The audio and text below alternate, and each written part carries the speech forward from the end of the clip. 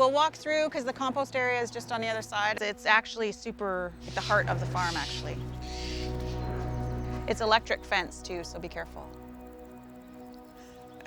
Yeah, so this is the spent substrate after the mushrooms have grown. And we leave it out in the wild because this is where all the microbes and everything are gonna get at it and do their thing, and the worms are gonna love it. Yeah, it's pretty cool. Need any help with anything? No, I'm just gonna light a fire. Then we're gonna have a feast. This is my happy place. This is where I find my bliss.